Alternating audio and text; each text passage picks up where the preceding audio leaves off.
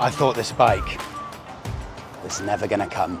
It's been about 3 years since the first of these Scramblers were showed in a few shows, and we all as the public have been impatiently waiting for one of these. In essence, take a Gold Star, turn it into a far more rugged machine, and here you have it, absolutely brand new. This is the first day anyone other than those within BSA are riding this. All new, completely finished finally. This isn't some prototype, this is exactly the bike that's going to be hitting showrooms imminently. 650cc, single cylinder, water cooled, producing 45 horsepower. The silhouette and overall looks of the bike are very impressive. You can see that characteristic single there with the beautiful fins, the 3 rifles there, indicating BSA's past. I'm 185 centimeters, 6'1", and I've got a nice bend in my legs. Beautiful riding position with quite a big bulbous tank there. Twin shocks at the back, as it should be on a bike like this, with a tiny little headlamp. Beautiful the way the back of the frame just contours round to the seat there. On this side, no exhaust, but both sides have that 65 as a number. Single headlamp at the front, dual sport tyres with this nice peak headlamp at the front and those rubber gaiters there. Let's do a quick close-up of all of the key features. That plastic beak at the front, BSA logo in the middle of the black headlamp. Quality looks to be very good. Interestingly, the quality on this, I would say, is a slight step up from the Bantam quality, with a few areas of fixture and finish. Jumping onto the bike, slightly off-centre instrument binnacle there. I'd rather it be in the centre, but it's not the end of the world. And you've got a very, very simple dash there, trip A, trip B odometer, nice and circular with this chrome surround, so that is very smart. On this, unlike with the Bantam, you have those 2 USB slots, which are extremely useful.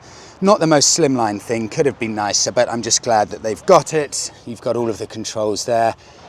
I can't figure out what any of them do. It doesn't look like it's got any modes or anything like that. Very nice tank work with the BSA logo, and I really like that. Very nice fuel cap there.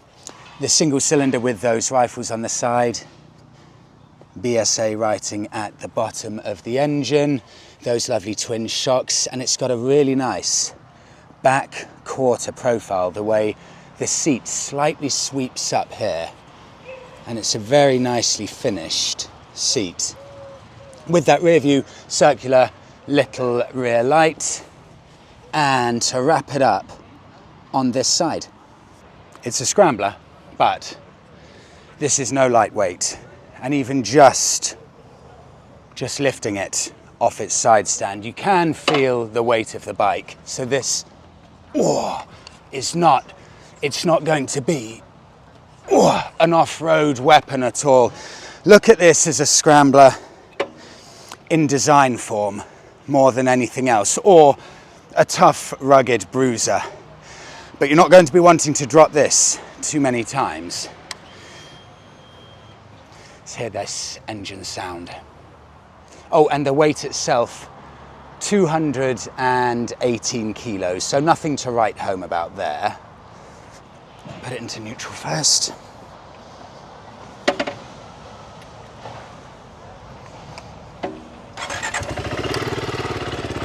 That lovely single thump.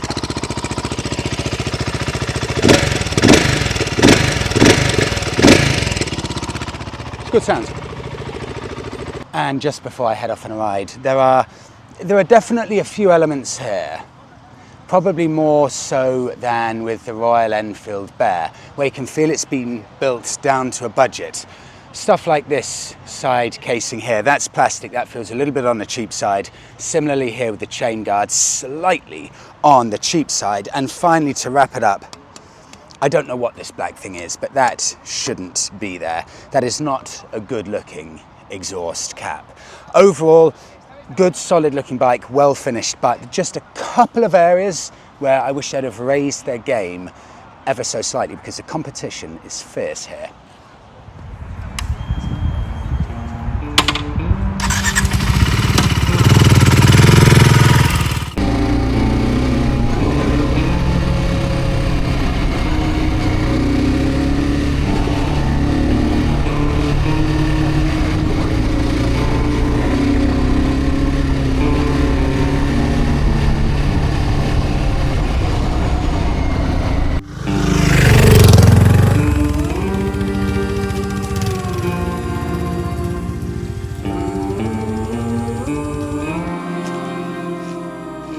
Well, it really does look the part, doesn't it?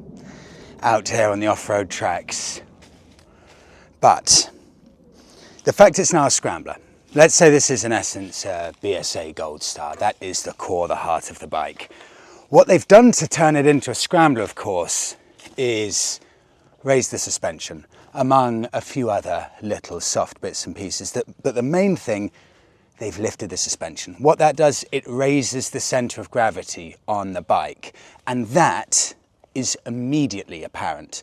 The second you get on the bike, the second you start maneuvering the bike, and the second you're riding the bike at slow speeds, that center of gravity has gone from somewhere around here to closer to somewhere around here, and that really does make a difference.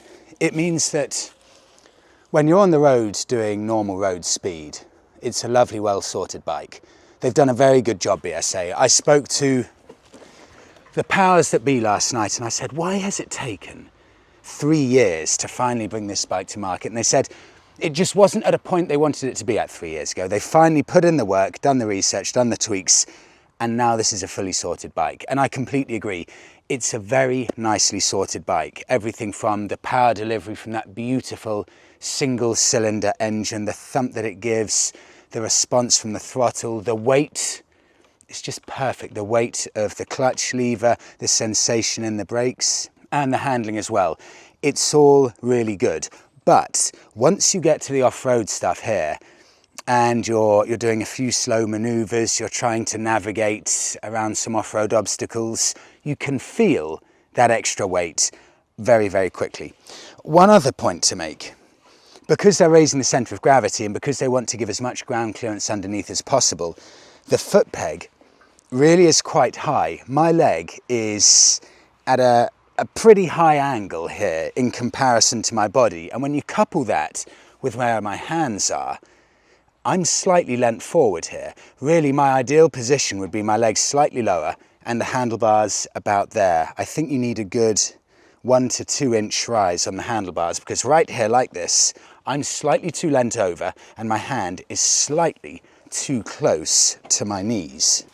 And if I do get myself into a world of trouble off-roading and I need to try and move in a tight spot,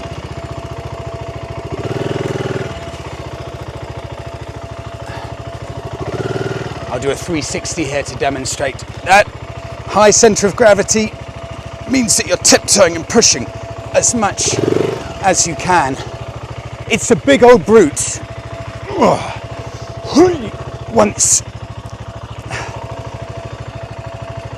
Once you need to really get yourself out of a situation. Damn.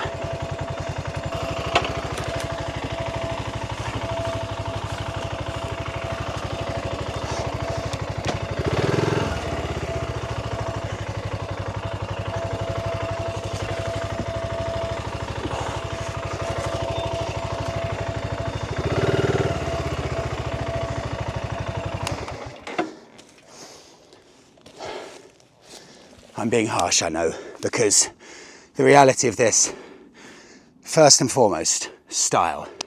And it does hit the point there. So I've just done a workout turning this bike around. Because being completely level-headed, the Triumph Scrambler 900 and also the Royal Enfield Bear, they suffer with the exact same problem where that centre of gravity is high, meaning the bike feels noticeably heavier than the standard non-off-road version.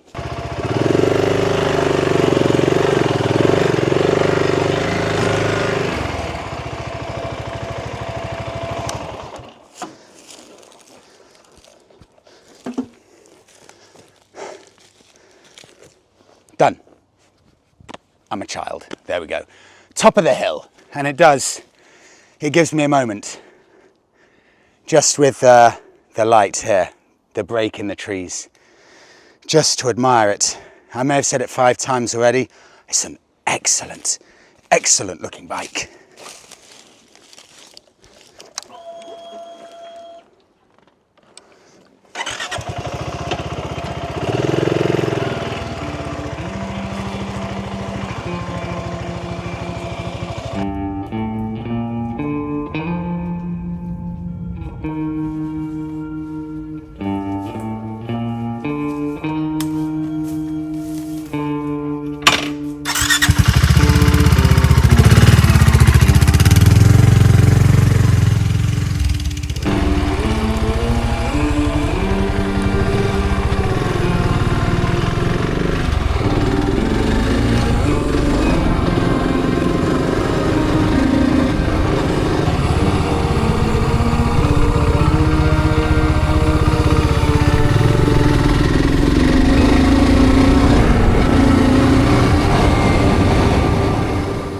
The competition, the 2 bikes traditionally fighting it out, Triumph Scrambler 900 and the brand new Bear 650 from Royal Enfield. Traditionally within this retro segment, Triumph have pretty much had it to themselves with the Scrambler 900.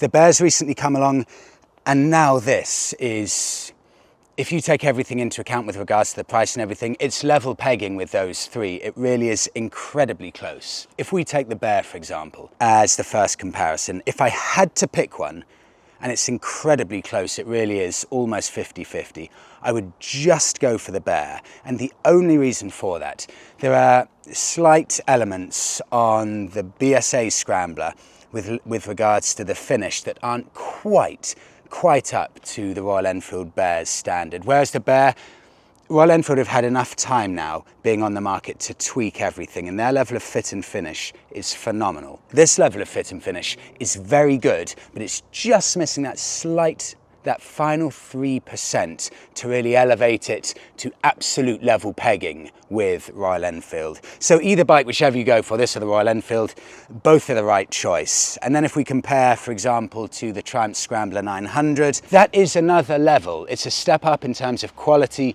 and performance of both the BSA and the Royal Enfield Bear, but you have to pay for that. So it's give and take with both. But right here now with BSA, their first entry into this retro Scrambler segment, they've knocked it out the park. It used to be Royal Enfield against Triumph, and now BSA. Welcome to the party.